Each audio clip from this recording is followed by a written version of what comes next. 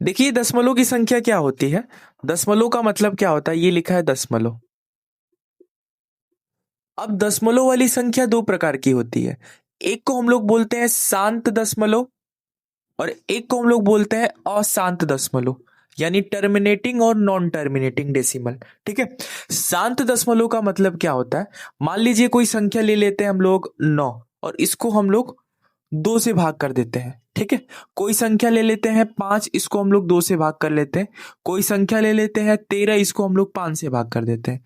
अब ये तीनों प्रॉपर्टी ध्यान से देखेंगे आप, तो 2 को जब हम 9 से भाग करते हैं तो क्या होगा, 2 से 9 कितनी बार में कटेगा, 2 चौक को 8, घटाएंगे 1 बचेगा, डेसिमल लगाएंगे 0, 2 बचेगा 10। ठीक है, और ये कटने के बाद क्या हो जाएगा, इतना आंसर आ जाएगा। यानी यहां पर अगर आप गौर करेंगे तो दशमलव के बाद जो है ना संख्या, कुछ अंकों के बाद जा करके रुक जा रही है, तो ऐसे ही संख्याओं को हम लोग कहते हैं शांत दशमलव। इसको भी हम भाग करेंगे 2 से, जैसे ही हम 5 में भाग करेंगे तो 2 दूनी कितना होता है 4, घटाएंगे 1, दशमलव लगाएंगे 0, 2 बचे कितना होता है 10 होता है, घटाने पे ये भी कितना हो जाएगा, दशमलव के बाद जा करके रुक जाएगा। 5 से जब हम 13 से भाग करेंगे, 5 से हम 13 में भाग करेंगे तो 5 दूनी 10 होता है, घटाएंगे 3 बचेगा, दशमलव लगाएंगे 0, 5 छक्का 30, तो ये भी दशमलव के बाद जाकर के रुक गया। यानी ऐसी दशमलव की ऐसी प्रकृति जो दशमलव के बाद कुछ स्थान पे जाकर के रुक जाए, जैसे मान लीजिए 4.25, 3.64 या 3.234, ठीक है, कहीं जाकर के 2-3 संख्या या 4-5 संख्या के बाद जा करके अगर दशमलव का प्रसार रुक जाता है, उसी को हम लोग कहते हैं शांत दशमलव।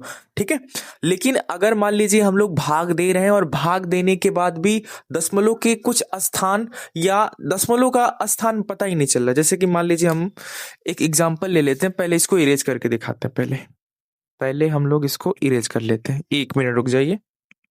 पहले हम लोग इसको इरेज कर लेते हैं।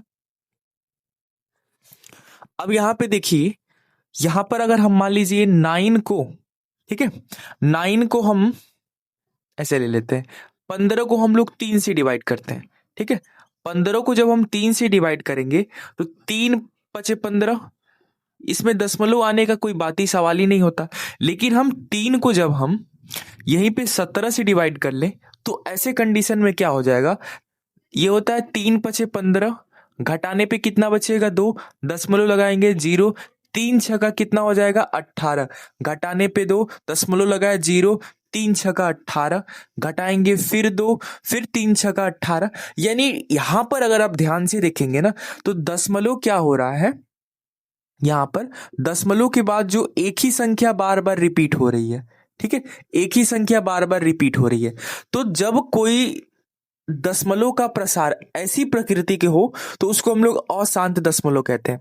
अब देखिए अशांत दशमलव भी दो तरह से हो सकता है। कैसे, यहां पर दो तरह से ऐसे हो सकता है, मान लीजिए यहां पर इसको थोड़ा सा इरेज कर लेते हैं। मान लीजिए दशमलव के बाद अगर कोई सेम संख्या रिपीट हो, जैसे मान लेते हैं 3 3 3 3 3, ठीक है, लेकिन अगर दशमलव के बाद कोई सेम संख्या ना रिपीट हो, एक निश्चित पैटर्न में ही ना रिपीट हो, किसी भी संख्या के बाद कुछ भी आ जाए रिपीट होता चला जाए, तो ऐसे दशमलव और ऐसे दशमलव। ठीक है, तो ऐसे जो दशमलव होता है ना, इसको हम लोग किसके अंतर्गत रखते हैं, अपरिमेय संख्या के अंतर्गत।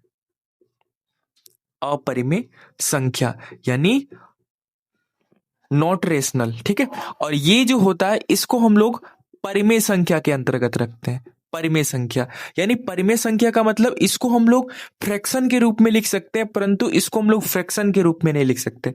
यानी इस वाले संख्या को P/Q के रूप में नहीं लिखा जा सकता और इस वाले संख्या को P/Q के रूप में लिखा जा सकता है। अब देखिए ऐसे संख्याओं को एक और रूप में हम लोग लिख सकते हैं, 5 पॉइंट दशमलव के बाद जो संख्या रिपीट होता है उस संख्या पे ऊपर हम ऐसे बार लगा देते हैं और इसी को हम बोलते हैं बार वाली संख्या। ठीक है, बार वाली संख्या।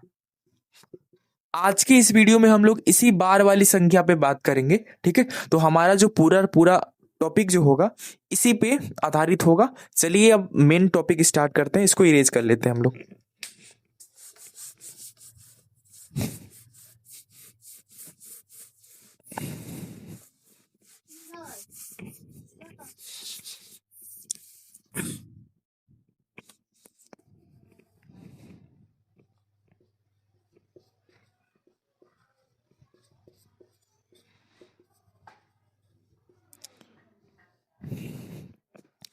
अब देखिए बार वाली जो संख्याएं होती है, जैसे मान लीजिए यहाँ पर लिखा है 0.3333, ठीक है।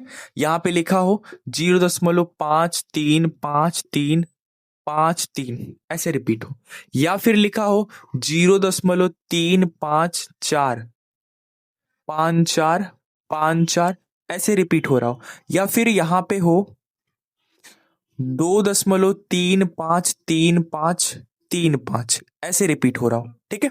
तो ऐसे संख्याओं को हम लोग इस फॉर्म में लिख लेते हैं। जैसे दशमलव के बाद देखिए 3 बार बार रिपीट हो रहा है, तो हम लिख सकते हैं 0.3 पे बार, ठीक है। और इसमें जब हम देखेंगे तो दशमलव के बाद आप देखिए 5 3 5 3 5 3 बार बार रिपीट हो रहा है, तो दशमलव के बाद हम 5 3 पे ऐसे बार लगा देंगे। इस वाले संख्या में देखेंगे तो 3 तो रिपीट नहीं हो रहा, लेकिन 5 4 5 4 5 4, तो जो संख्या रिपीट नहीं हो रहा है उसको हम वैसे छोड़ देंगे। 3 तो रिपीट हो नहीं रहा है, लेकिन 5 4 बार बार रिपीट हो रहा है, तो 5 4 पे ऐसे बार लगा देंगे। इस वाले संख्या में देखिए 2 तो पहले लिखा है, 2 कुछ नहीं, इसको ऐसे रहने देते हैं। यहाँ पे 3 भी रिपीट नहीं हो रहा है, इसको भी छोड़ देते हैं। यहाँ पे एक सेकेंड, 3 5 रिपीट हो रहा है, 3 5 तो 3 5 पे हम लोग बार लगा देते हैं। अब देखिए इसको लिखना चाहे तो आप लोग 2 प्लस 0.35 पे बार हम लोग इसको ऐसे भी लिख सकते हैं, ठीक है। तो दशमलव वाली संख्याओं का अगर एक दशमलव के बाद रिपीटिशन बार बार आ रहा हो तो उसको हम ऐसे बार के रूप में भी निरूपित कर लेते हैं। ऐसा इसलिए करते हैं क्योंकि अगर सेम संख्या रिपीट हो रही है तो वो लंबा ना दिखे, इसी के लिए हम क्या करते हैं, एक शॉर्ट मेथड का इस्तेमाल करते हैं, और वो होता है बार। इसीलिए हम संख्या के ऊपर बार दिखा देते हैं। अब ऐसी संख्याओं को हम बटे के रूप में लिख सकते हैं, यानी परिमेय संख्याओं के रूप में लिख सकते हैं। वो कैसे, आइए समझते हैं। जैसे मान लीजिए यहाँ पर ये जो संख्या 0.3 पे बार है, इसको हमें फ्रैक्शन के रूप में लिखना है। तो हम क्या करेंगे, बेसिकली यहाँ पर दशमलव के बाद जिस संख्या पे बार होता है उसको ऊपर लिखते हैं, और उस बार के लिए नीचे हम लोग 9 लिख देते हैं, ठीक है। यानी इस संख्या को 0.3333, इसको फ्रैक्शन के रूप में कैसे लिख सकते हैं, 3/9, कट रहा है काट लेते हैं, 3 एकम का 3, 3 तरीका 9, तो इसका फ्रैक्शन क्या हो जाएगा, 1/3। आप खुद देख लीजिए, 3 से जब हम 1 में भाग करेंगे, भाग नहीं जाएगा, दशमलव लगाएंगे, 3 तरीका क्या होगा 9, घटाएंगे 1 बचेगा 0, 3 तरीका 9, घटाएंगे 1 बचेगा 0, 3 तरीका 9। तो देखिए बार बार 3 क्या हो रहा है, रिपीट हो रहा है। तो इस 0.3333 को फ्रैक्शन के रूप में हम लोग ऐसे लिख सकते हैं। अब ये लिखा कैसे है वो देखिए, पैटर्न क्या होता है, जिस पे बार होता है उसको हम लोग लिख लेते हैं, और जितने संख्या पे बार होता है उसको 9 से डिवाइड कर देते हैं। जैसे यहाँ पे देखेंगे तो दशमलव के बाद 5 3 पे बार है, तो 5 3 लिखेंगे, ठीक है।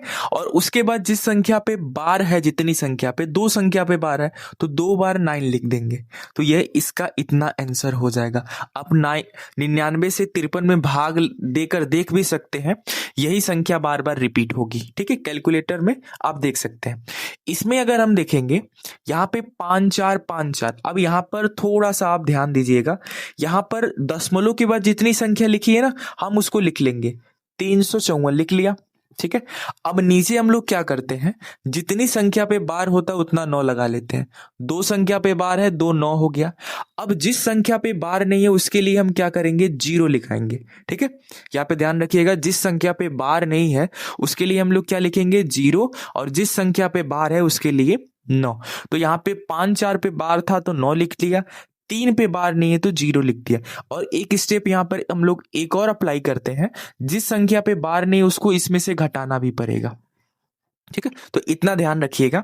तो इसका जब हम फ्रैक्शन रूप लिखेंगे तो ये ऐसे हो जाएगा, 354 में से हम 3 घटाएंगे तो 300 कितना हो जाएगा, 51 हो जाएगा, और नीचे 990। तो इसका जो फ्रैक्शन रूप होगा वो ऐसे होगा, ठीक है। इसका फ्रैक्शन रूप क्या हो जाएगा, ये हो जाएगा।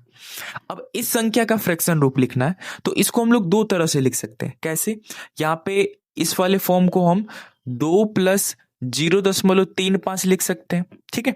तो यहाँ पे तो ये हो जाएगा 2 प्लस 0.35 पे बार है, तो इसको हम इस वाले संख्या को फ्रैक्शन में कैसे बदलेंगे, 3 5 लिखेंगे और नीचे 2 9 लिख देंगे, क्योंकि 2 संख्याओं पे बार है। यानी इसको ऐसे लिख सकते हैं, 2 सही 35/99। ठीक है, ऐसे लिख सकते हैं। या फिर आप इसको इस रूप में भी लिख सकते हैं। यहां पर जब भी ऐसे क्वेश्चन आ जाए ना, आप क्या कीजिए, ध्यान दीजिए, दशमलव आप भूल जाइए। जैसे इस वाले क्वेश्चन को दशमलव भूल के किया था, वैसे ही इसको भी करेंगे। यहाँ पर कितनी संख्या, ये टोटल कितना है, दशमलव भूलिए, 335 235 है, 235 लिख दिया। अब कितने संख्या पे बार है, दो संख्या पे, दो नौ चिपका दीजिए। और कितने संख्या पे बार नहीं है, एक, तो उतना जीरो चिपका दीजिए। और एक और चीज, हमें जितनी संख्या पे बार नहीं उसको घटाना भी है। तो दो स्टेप ध्यान रखिएगा। अगर जिस पे बार नहीं है उसके लिए जीरो चिपकाया, और दूसरा उतना घटाना भी पड़ेगा। ठीक है, तो ये चीज ध्यान रखिएगा। तो यहाँ पे घटाएंगे हम, 235 में से हम दो घटाएंगे, कितना आ जाएगा, 233, और नीचे 990, ये हमारा क्या हो जाएगा, आंसर हो जाएगा। ठीक है, तो ऐसे क्वेश्चन को हम लोग ऐसे सॉल्व करते हैं। अगर आप काटना चाहें तो इसको काट भी सकते हैं। ठीक है, तो अब हम बढ़ जाते हैं मेन जो है हमारे क्वेश्चन पे। हम लोग क्वेश्चन को लगाते हुए चलते हैं, इसको इरेज कर लेते हैं हम लोग। पहला क्वेश्चन आपके बोर्ड स्क्रीन पे दिख रहा है, लिखा है 0.41, 0.41, एक के ऊपर बार है। अब क्या कह रहा है, को साधारण भिन्न के रूप में व्यक्त कीजिए। तो ऐसे संख्याओं को हम साधारण रूप के भिन्न के रूप में कैसे व्यक्त करेंगे। देखिए, दशमलव के बाद कौन कितनी संख्या है, 4 1 है, 4 1 लिख दिया। कितने संख्या पे बार है, एक संख्या पे बार है, 1 9 लिख दिया। कितने संख्या पे बार नहीं है, एक संख्या पे बार नहीं, 1 0 लिख दिया। अब जितना बार नहीं उतना घटाना भी पड़ेगा, तो घटा दिया। अब इतना में से हम 41 में से 4 घटाएंगे, कितना हो जाएगा, ये हो जाएगा 37, और नीचे कितना हो जाएगा, 90। तो ऑप्शन देखेंगे 37/90 हमको ऑप्शन ए में दिख रहा है, ए लगाएंगे, आगे बढ़ जाएंगे। ठीक है, तो ऐसे क्वेश्चन को हम लोग ऐसे सॉल्व करते हैं। एक बार और देख लीजिए, दशमलव के बाद 41 था, 41 लिख दिया। एक पर बार था तो 1 9 लिख दिया, एक पे बार नहीं है तो 0 लिख दिया। अब जिस पे बार नहीं है उसको घटा दिया, घटाने पे 37/90 हो गया। ऑप्शन ए हमारा करेक्ट हो गया। ठीक है, अब अगले क्वेश्चन पे बढ़ जाते हैं हम लोग। नंबर सेकेंड पे, क्वेश्चन नंबर सेकेंड क्या कह रहा है, इसे साधारण भिन्न यानी बल्गर फ्रैक्शन में परिवर्तित कीजिए। ये CISF हेड कांस्टेबल 2023 में पूछा हुआ क्वेश्चन है। क्वेश्चन क्या कह रहा है, 0.587, ठीक है, इन दोनों पे बार है। अब इसको हमें क्या करना है, फ्रैक्शन के रूप में लिखना है, साधारण भिन्न के रूप में लिखना है। तो इसको हम कैसे लिखते हैं, 587 लिख दिया। जिस संख्या पे बार है उस पे 2 9 लिख दिया उसके लिए, और जिस पे बार नहीं है उसके लिए 0, और उसको घटा भी देते हैं। तो 587 में से अगर हम 5 घटाएंगे तो कितना हो जाएगा, 582 हो जाएगा, और नीचे 990। ठीक है, अब इसको जब हम काटने जाएंगे तो आप देखिए, ये तो 9 से कट रहा है। ठीक है, देख रहे हैं ऊपर, 8 2 10 5 15, 3 से कट रहा है और 2 से कट रहा है, तो हम 6 से काट लेते हैं। तो इसको जब हम 6 से काटेंगे तो कितनी बार में कट जाएगा, 6 9 54, कितना बचा, अब ये 6 9 54 हो गया, 4 बचा, 6 7 42 हो गया, 97।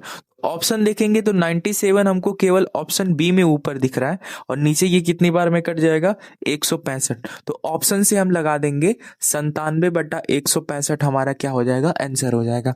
तो कई बार अगर ऑप्शन भिन्न हो तो हम पूरा कैलकुलेशन नहीं करते, बेसिकली हम थोड़ा सा कैलकुलेशन करते हैं, ऑप्शन को छाट करके हम लोग आंसर निकाल लेते हैं। तो जब ऑप्शन को छाटने जाएंगे तो हमको केवल बी ऑप्शन दिख रहा था, तो बी ऐसा लगाएंगे, हम लोग आगे बढ़ जाएंगे। ठीक है, अगले क्वेश्चन पे आ जाते हैं, इसको इरेज कर लेते हैं। अगला क्वेश्चन UPSI 2021 में पूछा हुआ प्रश्न है।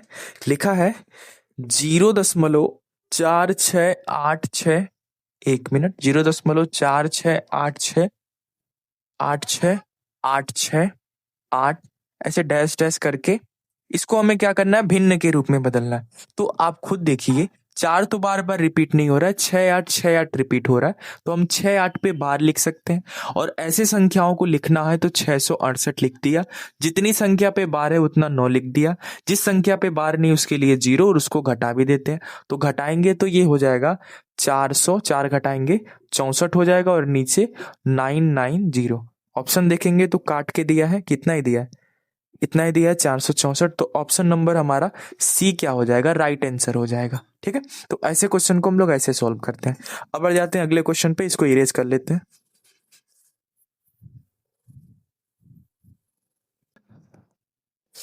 अगला क्वेश्चन देखिए, लिखा है जीरो 0.51 51 345 इस पे बार है। इसको हमें क्या करना है, साधारण भिन्न में बदलना है। ठीक है, तो ऐसे क्वेश्चन को कैसे सॉल्व करेंगे, 3 4 यहाँ पे देखेंगे तो 3 4 है, 3 4 एक मिनट पूरा हम लिख लेंगे, 51 345 लिख लिया। अब जिस संख्या पे बार नहीं है उसके लिए 0 होगा, और जिस पे बार है उसके लिए 9 होगा, लिख लिया। अब जिस संख्या पे बार नहीं उसको घटाना भी होगा, घटा देंगे। तो यहां पर हम घटाएंगे तो ऑप्शन से देखेंगे 9 9 000 आना चाहिए।